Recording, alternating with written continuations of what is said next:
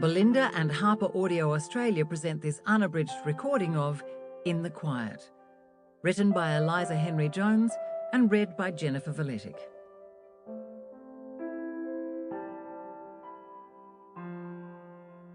Dedication. To Jan and Ben, my story sharers. I love you both to pieces.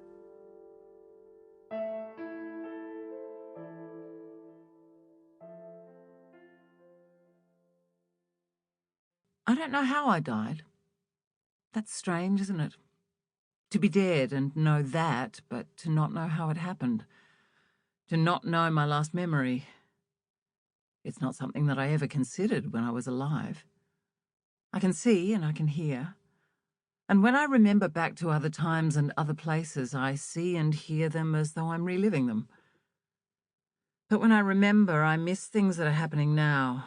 I miss chunks of time. I try not to remember. I try not to think. I watch and I listen and I hope to not miss any more time. Because time is all I have now. And how quickly it disappears. The first thing I am conscious of is my little girl, Jessa.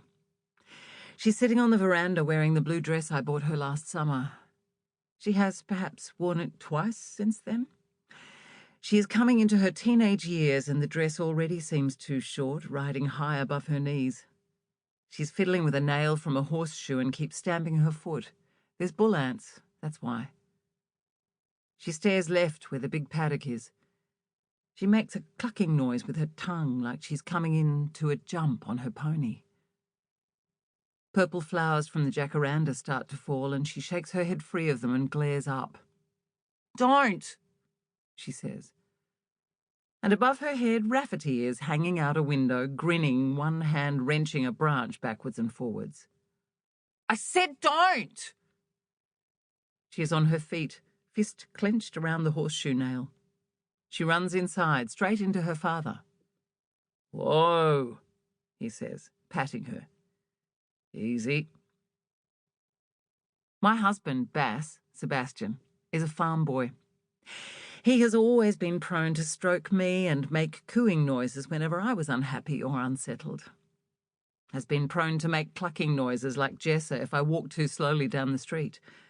When he is impatient or bored, he will blow his breath out in a raspberry that sounds like a relaxed Clydesdale. Sometimes I sense he wants to give me a good kick, like he would when riding a stubborn horse. I miss his hands, the warmth of them. If I could still feel, I'm sure the yearning for them would be enough to make me ache. My boys are sitting in their room. It is dark now, but it must be warm outside because they have the window open. Rafferty is sitting on the sill near the top of the jacaranda tree. He is smoking. His boxers have a hole in the side and the t-shirt he's wearing is stretched out and faded. In the night sky, the stars are out. And there's a haze around the moon. "Put it out," Cameron says. He is in bed with the blankets pulled up nearly to his neck. Rafferty turns to glance at him and takes another long drag. The tip lights up and he blows smoke rings out into the still night. It is strange to see him smoking. Strange to see him so adult. Altered, but the same. "Please," Cameron says. Rafferty sighs as though Cameron has just asked him to cut off a leg, but he slowly butts it out on the sill. He slaps at a mosquito and sighs. "Thanks." Rafferty grunts and lies on his bed. His doona is kicked off the end, but he doesn't make a move to grab it. He puts his hands behind his head and stares up at the ceiling where the moon has fanned shadows of the jacaranda branches.